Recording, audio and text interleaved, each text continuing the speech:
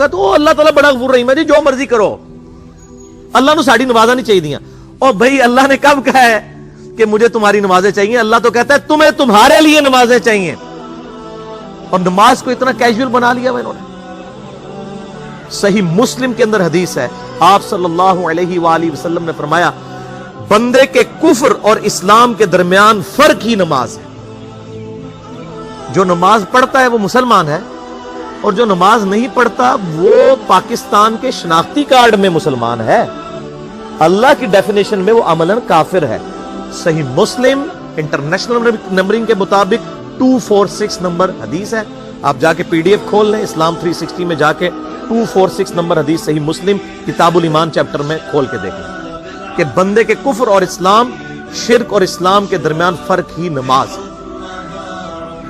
आप बेशक अपने आप को मुसलमान क्लेम करते रहे, लेकिन वो शनाख्ती कार्ड वाला मुसलमान है, निकाह तलाक वाला मुसलमान है, उसका जनाजा भी पढ़ दिया जाएगा, पैदा होगा, अजान भी दे दी जाएगी, अल्लाह के हुजूर वो मुसलमान नहीं है। वो बस कलमे का ही हम एहतराम करते हैं, अदरवाइज तो अमलन काफिर है वो। इसी तरीके से जामिया तिर्मिज़ी में हदीस है, सुनन निसाई के अंदर हदीस है, सुनन इब्न माजा के अंदर हदीस है कि आप सल्लल्लाहु अलैहि वसल्लम ने फरमाया, जिसने नमाज छोड़ दी गोया उसने कुफ्र किया। मन तरक सलात मुतअम्मिदन फक़द कफर। अब इससे ज्यादा और क्या सख्त बात की जाएगी किसी को यकीन आए कि जिसने जानबूझ के नमाज छोड़ दी उसने कुफ्र। अब जानबूझ के ये ना समझिएगा कि जी मैं बाल बच्चों दे वो कमाई करता रहना तो मैनू टाइम नहीं मिलता। जानबूझ की डेफिनेशन भी नबी अलैहिस्सलाम ने बुखारी और मुस्लिम में मौजूद है कि अगर कोई शख्स बेहोश हो जाता है या सोया रह जाता है, ये दो ऑप्शंस हैं, या तीसरा ऑप्शन है वो भूल जाता है, तो जैसे याद आए उसी वक्त वो वाली नमाज पढ़ ले। लेकिन जो शख्स दुनिया को टॉप प्रायोरिटी मानता है, अपना ऑफिस छोड़ने के लिए तैयार नहीं, अपना क्लिनिक छोड़ने के लिए तैयार नहीं है, और अपनी दुकान छोड़ने के लिए तैयार नहीं है नमाज के लिए, तो जाहिर है कि वो तो अपने आप को धोखा दे रहा है। अल्लाह ताला तो अपने मामलात के अंदर बिल्कुल स्ट्रेट फॉरवर्ड, बिल्कुल ये ज़हन में रख ले। जामिया तिर्मिज़ी में सही सनद के साथ मौजूद है, अब्दुल्ला बिन शफीक ताबई रहमहुल्लाह ताला कहते हैं कि सहाबा इकराम अलैहिम रिदवान सिर्फ नमाज के छोड़ने को ही अमाल में से कुफर समझते थे। यानी वो किसी को नमाज पढ़ता हुआ देखते थे तो कहते थे ये मुसलमान है, और किसी को नमाज पढ़ता हुआ नहीं देखते थे तो वो कहते थे ये काफिर है। ये जामिया तिर्मिज़ी है, ये कोई स्टोरी बुक नहीं मैं सुना रहा आपको। मुस्नद अहमद में सही सनद के साथ हदीस है, नबी सल्लल्लाहु अलैहि वसल्लम ने माज इब्न जबल से फरमाया, माज अल्लाह के साथ किसी को शरीक ना ठहराना, हाँ तुम्हारे टुकड़े टुकड़े कर दिए जाए, तुम्हें सूली पे चढ़ा दिया जाए, तुम्हें आग में जला दिया जाए, अल्लाह के साथ किसी को शरीक ना ठहराना, और माज नमाज भी ना छोड़ना, क्योंकि जिसने नमाज छोड़ दी अल्लाह ताला के जिम्मे करम से वो निकल गया, अल्लाह के हुजूर उसके लिए कोई हिस्सा नहीं है जिसने नमाज छोड़ दी। कितना क्रिटिकल इसमें। और इसी तरीके से मुस्नद अहमद में ही एक और हदीस है कि आप सल्लल्लाहु अलैहि वसल्लम ने फरमाया, जिस शख्स ने अपनी जिंदगी में नमाज की हिफाजत की, क़यामत वाले दिन वो नमाज उसके लिए नूर होगी, निजात होगी, और उसके हक में दलील होगी। और जिसने नमाजों की हिफाजत नहीं की उसके लिए क़यामत वाले दिन कोई निजात, कोई नूर और कोई दलील नहीं होगी, उल्टा उसका हशर कारून, फिरौन और उबई इब्न खलफ के साथ होगा, वलियाउज़ु बिल्लाहि ताला। यहां तो हम कह देते हैं या अल्लाह जो कुछ भी है तेरे महबूब की उम्मत से है, यानी या अल्लाह हमने तो अपनी इस्लाह कोई नहीं करनी, हमें इसी तरीके से ही कबूल कर ले, वलियाउज़ु बिल्लाहि ताला। और कुछ वैसे उलमा का भी इसमें बड़ा बुरा किरदार है कि उन्होंने नमाज को भी इतना मुश्किल फर्ज बना के पेश किया है कि एक आम आदमी के लिए, और जो दुनियावी मामलात के अंदर भी इन्वॉल्व है, और किसी ऐसी औरत के लिए जिसके कई बच्चे हैं, मतलब उस रूटीन के अंदर उस नमाज को मैनेज करना मुश्किल हो जाता है। हमें तो इशा की सिर्फ 17 रकतें बता दी गई हैं, हालांकि 24 घंटे के अंदर टोटल नमाज की रकतें 17 हैं जिनकी अकाउंटेबिलिटी। और मैं ये बड़े यानी वसूख के साथ एक जिम्मेदार मुबल्लिग की हैसियत से ये बात कर रहा हूं। आप सही बुखारी और सही मुस्लिम खोल के देख लें, फर्ज नमाजों की तादाद जो है वो 5 आई है, और उनकी रकतों की तादाद भी बयान हो गई है। फजर के 2 फर्ज, जोहर के 4 फर्ज, असर के 4, मगरिब के 3 और इशा के 4। और सफर में सारे 2-2 फर्ज हैं, मगरिब के 3। ये टोटल 17 रखते हैं जिनकी अकाउंटेबिलिटी है। बाकी जितना गुड़ पाओगे उतना मीठा, वो सारी नफली इबादत है।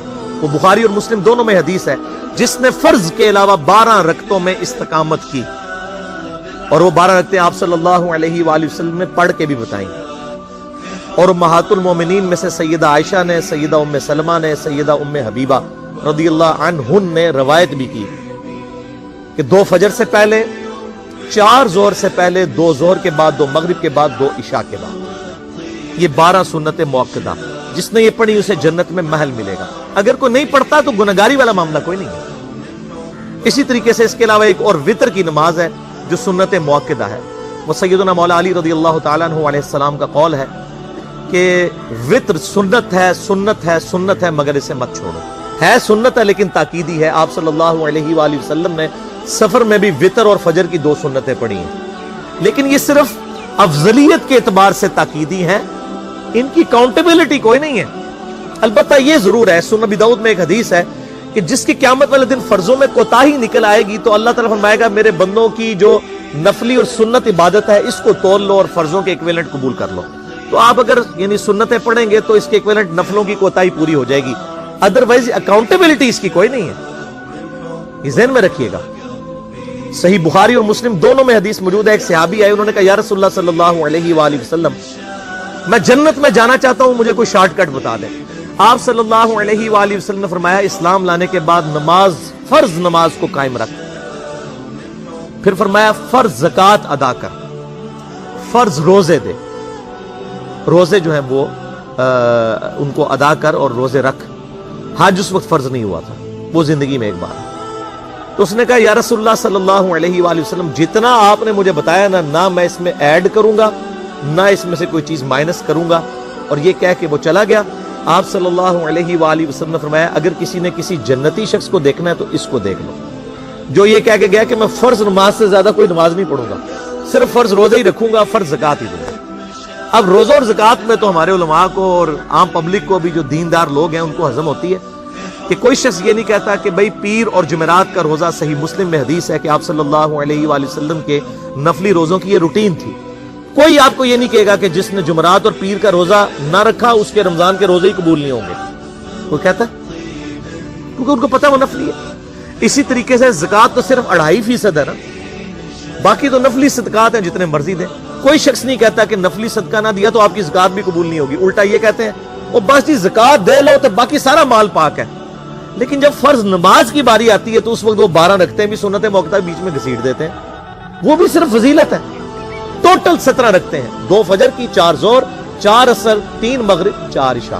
یہ میں کو اپنے لیے گراؤنڈ نہیں بنا رہا، میں تو الحمدللہ اس کے علاوہ بھی نفلی عبادت کرتا ہوں، لیکن میں بتا رہا ہوں خدا کے لیے لوگوں کو دین ایسا مشکل نہ پیش کریں کہ جو نبی علیہ السلام نے امت کو وہ دین نہیں دیا ہوا، اپنی مرضی سے انجیکٹ نہ کریں دین، لوگوں کے لیے مشکلات نہ کھڑی کریں، ان کو فرض نماز تک رکھیں۔ پھر انشاءاللہ کئی لوگوں کو میں نے اس نے نماز شروع کروائی، انہوں نے سنت نماز بھی، نوافل بھی شروع کر دی ہیں، لیکن آپ کم از کم وہ ڈیٹم لیول تو اچیو کروائیں لوگوں کا۔ لیکن فرض نماز کی باری آتی ہے کہتے ہیں جی سنتے بھی حصہ ہے، کہاں سے میرے بھائیوں حصہ ہے؟ وہ 17 رکھتے ہیں، سنتیں پڑھیں گے ثواب ہے، نہیں پڑھتے گناہ کوئی نہیں۔ تو کم از کم فرض تو ادا کریں، اس کے لیے آپ کو ٹوٹل 24 گھنٹے میں میرا خیال ہے 40 منٹ بھی نہیں چاہیے فرض پڑھنے کے، تو اس کے اوپر تو استقامت کم از کم ہم اختیار کریں۔ اور چھوٹی چھوٹی جو نٹی گٹیز ہیں ان کو تو ہم نے اتنا فالو کیا ہوا ہے، اور فرض نماز کے بارے میں ہم اتنے کیجول ہو جاتے ہیں۔ تو یہ فرض نماز کی امپورٹنس اس حوالے سے ضروری تھی، اس لیے میں نے ساتھ ہی بیان کر دی۔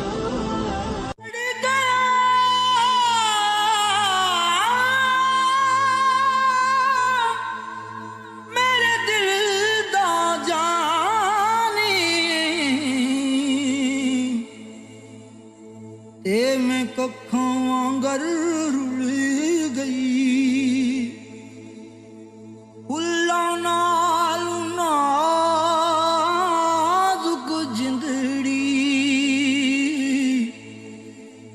میری وچ کنڈیاں دے رل گئی، کم سجنا دے مار مکایا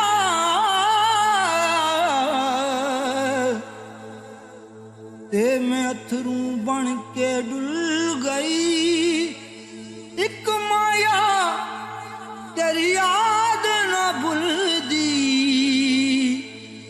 باقی ہر شے جگ دی بھل گئی۔